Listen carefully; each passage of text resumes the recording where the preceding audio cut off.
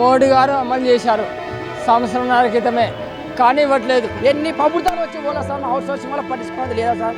ఎవరు ప్రశ్నిస్తే వాళ్ళు గొంతులు నొక్కుతున్నారు. కాంట్రాక్టర్లు వాళ్ళ దగ్గర నుంచి అనేక దోపిడీ జరుగుతుంది ఈరోజు. నా పేరు వెంకటేశ్వర సార్. నేను నంద్యాల డిస్టిక్ నంద్యాల గారిలో పనిచేస్తాను.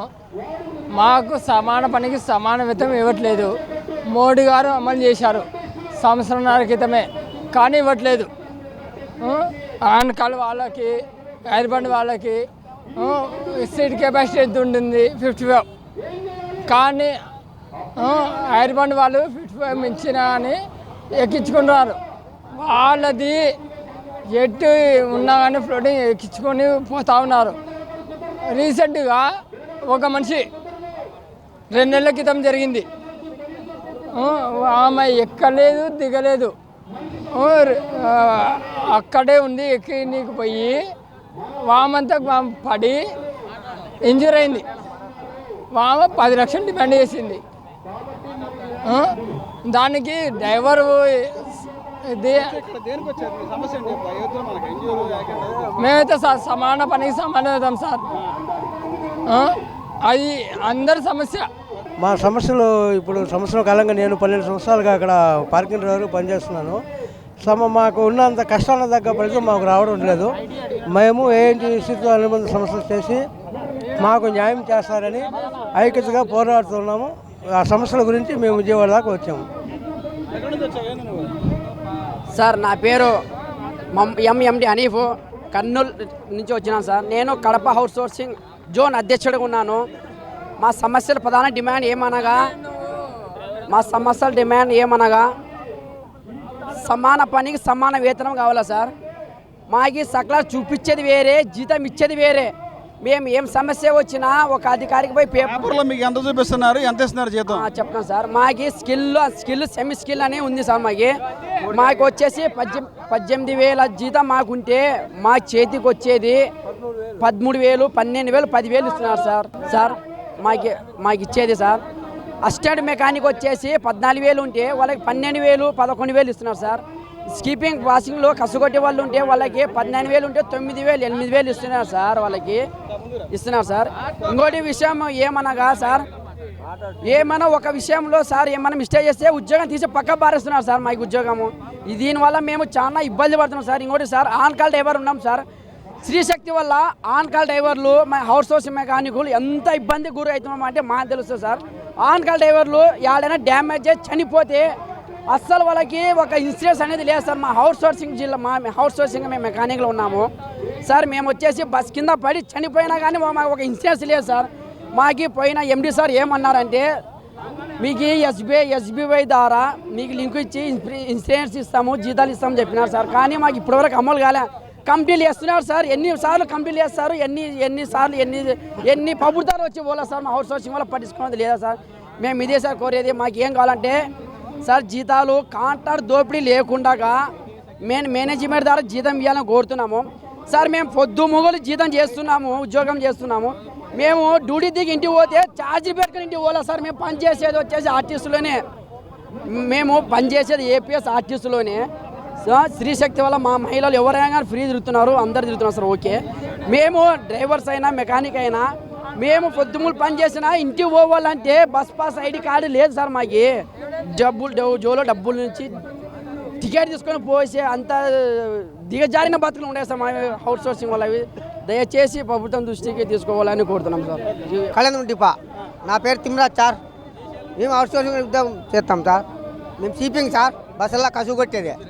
ఈ రోజుకి కూడా అమౌంట్ వేయలే. ఇప్పుడు 27వ తారీఖు మాకు అమౌంట్ వేయలే. అమౌంట్ అడిగితే ఏమంటారో, నువ్వు వస్తారా పోతా పోవా అంటారు. నువ్వు వస్తావా పోతావా విడిచిపెట్టి వదిలే అంటారు. దానికి పరిస్థితి ఎట్టుంది మా పరిస్థితి.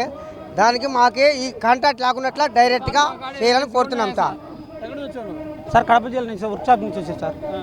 మాకు ఇచ్చే జీతం వచ్చి 10,500 సార్. ఎవిడెన్స్ కూడా ఉంది సార్. మాకు ఇచ్చేది 10,500 సార్. 11,000 అయితే 500 కమిషన్ తీసుకుంటారు సార్.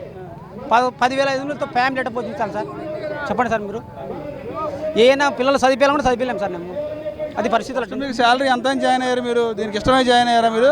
శాలరీ 14,000 అన్నారు సార్. అన్నారు. మాకు వచ్చి చేతికి వచ్చింది సార్. మాకు వచ్చేది 10,500 సార్ చేతికి వచ్చేది. ఫ్యామిలీ పోషించాలంటే పోషించాలి సార్. ఐటీ అడిగినారు కాబట్టి ఇచ్చేది మాకు సిల్డ్ వర్క్ అయితే 10,000 పైన రావాలి సార్. 10,000 వచ్చింది మాకు, 10,500 వచ్చింది సార్. ఇట్లా ఫ్యామిలీ పోషించాలి మీరు చెప్పండి. నా పేరు దొరబాబు సార్. నేను ఏపీఎస్ఆర్టీసీ ఆదోన్ డిపో మెకానిక్గా పనిచేస్తున్నా. గత 15 ఏళ్ళ నుంచి పనిచేస్తున్నాం మేము. మాకు చాలని జీతాలతో ఇల్లు గడవడమే కష్టంగా అయినా సంస్థ నమ్ముకొని చాలా ఏళ్ళుగా పనిచేస్తున్నాము. మాకు తగిన సదుపాయాలు లేవు. మాకు లోకల్ అని చెప్పి అన్లోకల్ అని చెప్పి ఐడెంటిటీ కార్డ్స్ ఇవ్వటం లేదు, బస్ పాస్ ఇవ్వటం లేదు. ఏదైనా ఎమర్జెన్సీగా బ్యారేజ్లో మేము బస్ కింద పనిచేస్తుంటే ప్రమాదవశాత్తు ఏమైనా జరిగితే మాకు ఎటువంటి ₹1 కానీ రాదు. మీరే తప్పు చేసుకొని మీరే సరిగా లేదని డిపార్ట్మెంట్ మా మీద చెప్తుంది తప్ప మాకు ఎటువంటి యాక్షన్ తీసుకోవట్లేదు. మాకు ఎటువంటి సదుపాయాలు డిపార్ట్మెంట్ కల్పించటం లేదు. మేము గ్యారేజ్లో రాత్రింపగలు పనిచేస్తే మేము లాస్ట్కి మాకు వచ్చే విలువ ఏమీ చేయలేదు.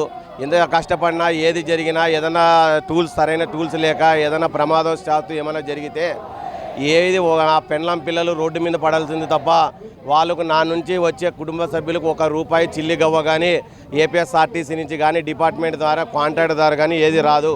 మాకు రావాల్సిన జీతాలు కాంట్రాక్టరు సరిగా ఈఎస్ఐ పిఎఫ్ సదుపాయాలు కల్పించకుండా సగం జీతాలు వాళ్ళు కమిషన్ తీసుకొని చాలని జీతాలు మాకు ఇస్తూ మా డిపోలో వాషింగ్ సీపింగ్ అని అండర్ బస్ స్టాండ్ పనిచేసే వాళ్ళందరి కాడ ఏటీఎం కార్డులు ప్లే స్లిప్పులు అన్నీ వాళ్ళ కాంట్రాక్టర్ తీసుకొని వాళ్ళకి 4,000, 3,000, 5,000 జీతాలు ఇస్తున్నాడు.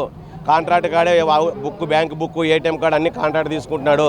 ఎవరన్నా ఎదిరించి సమస్య గురించి మాట్లాడితే వాళ్ళ అధికారులు కాంట్రాక్ట్ కలిసి ఈ పిల్లోడు రేపు వద్దు, ఈ పిల్లోని ఉద్యోగం తీసేయండి అని వీళ్ళు అడుగుతున్నారు తప్ప ఎవరు ప్రశ్నిస్తే వాళ్ళు గొంతులు నొక్కుతున్నారు. ఇప్పుడు ఆబ్కాస్లో లేరా? గత ప్రభుత్వంలో ఆబ్కాస్లో పెట్టి కొంతమంది లేదు. మేము గత అన్ని డిపార్ట్మెంట్ లాస్ట్కి మున్సిపాలిటీ కొన్ని డిపార్ట్మెంట్లన్నీ ఆప్కోస్లో చేరినాయి కానీ ఆర్టీసీలో పనిచేస్తున్న కార్మికుడు ఎయిర్ బస్ కార్మికులు కానీ ఆన్కాల్ డ్రైవర్లు కానీ అద్దె బస్ డ్రైవర్లు కానీ గ్యారేజ్లో పనిచేసే వాషింగ్ నుంచి షీపింగ్ వర్క్ కానీ ఆఫీస్లో పనిచేసే టైపిస్టులు కానీ అటెండర్లు కానీ ఎవరు ఆప్కోస్లో లేరు. ఎందుకంటే అన్ని డిపార్ట్మెంట్లు కలిపింది కానీ ఆర్టీసీని మాత్రం ఆప్కోస్లోకి తీసుకోవటం లేదు గవర్నమెంటు. పోయిన గవర్నమెంటు అలాగే చేసింది. ఈ గవర్నమెంట్ని అయ్యా అడుగుతున్నాం మమ్మల్ని మేము మీ పిల్లలమే, మా మీద వివక్ష ఎందుకు, మమ్మల్ని కానీ ఆప్కోస్లో కలపండి, మాకు సరైన వేతనాలు ఇవ్వండి. కనీసం 26,000, 30,000 జీతాలు ఉంటే తప్ప ఈ రోజుల్లో బతకలేము. ధరలు మండిపోతున్నాయి. పిల్లల స్కూల్ ఫీజులు, ఇంటి అద్దెలు, వీటి వల్ల సమస్యలతో సతమతం అవుతున్నాడు. అయినా సంస్థ నమ్ముకొని కార్మికుడు పనిచేస్తున్నాడు. దయచేసి మీరు సంస్థ తరపున మాకు ఏదో ఒక న్యాయం చేయాలని కోరుకుంటున్నాను. మిత్రులారా నమస్కారం. నా పేరు ఎస్ వెంకట సుబ్బయ్య, ఏఐటీసీ రాష్ట్ర ప్రధాన కార్యదర్శి. ఈరోజు ఆర్టీసీలో పనిచేస్తున్నటువంటి అవుట్సోర్సింగ్ కార్మికులు వేలాది మంది ఈరోజు విజయవాడ ధర్నాకు తరలి రావడం జరిగింది. 28 జిల్లాల నుంచి వాళ్ళ ఆవేదన, ఆక్రందన ఒకసారి వింటే చాలా బాధాకరం. కానీ ప్రభుత్వానికి ఎందుకు వాళ్ళ ఆవేదన వినపడడం లేదో మరి మనకు అర్థం కావట్లేదు. ఈరోజు వాళ్ళకు సంబంధించి ఇస్తున్నటువంటి 12,500 వేతనంతో మరి ఎంత కార్మికులు వాళ్ళు చాలని బతుకులు ఈడుస్తున్నారు. అదేవిధంగా కాంట్రాక్టర్లు వాళ్ళ దగ్గర నుంచి అనేక దోపిడీ జరుగుతుంది. ఈరోజు చాలా దోపిడీ చేసి 7,000, 8,000, 9,000 వాళ్ళకు డబ్బులు వాళ్ళకి ఇవ్వడం అనేది జరుగుతూ ఉంది. ఇది చాలా దుర్మార్గం. కాబట్టి అధికారులు వెంటనే ఈ దోపిడీని అరికట్టాలి. అదేవిధంగా డ్రైవర్లకు, ఆంగ్ల డ్రైవర్లకు, కాంట్రాక్ట్ అవుట్సోర్సింగ్ కార్మికులకు డ్యూటీలకు రావడానికి కనీసం బస్సు పాస్ సౌకర్యం కూడా లేదు. కనీసం ఎండి ద్వారక తిరుమలరావు గారు ప్రకటించినటువంటి 50 కిలోమీటర్ల బస్సు పాస్ అన్నా ఇవ్వాలి. ఈరోజు మేము డిమాండ్ అయితే 100 కిలోమీటర్ల వరకు బస్సు ఇవ్వాలని అడుగుతున్నాం. కానీ వాళ్ళు ఇవ్వడం లేదు. 25 కిలోమీటర్లే ఉన్నారు. కాబట్టి ఇలా ఖచ్చితంగా వేతనాలు పెంచాలి, కనీస వేతనాలు ఇవ్వాలి. అదేవిధంగా ఈ హాస్పిటల్లో, ఆర్టీసీ హాస్పిటల్లో కూడా వీళ్ళను చూపించుకునే దానికి కూడా ప్రయత్నం చేయాలి. కాబట్టి పిఎఫ్ఈఎస్ఐ కట్టకుండా కాంట్రాక్టర్లంతా మరి చాలా చోట్ల దోపిడీ జరుగుతుంది. కాబట్టి ఇవన్నీ కూడా ఈ సమస్యలపైన పెద్ద ఎత్తున రాబోయే కాలంలో ఉద్యమాలకు శ్రీకారం చుడతాం. కాబట్టి ఏఐటీయూసీగా ఈ కార్మికులందరికీ అండదండలుగా నిలబడతాం.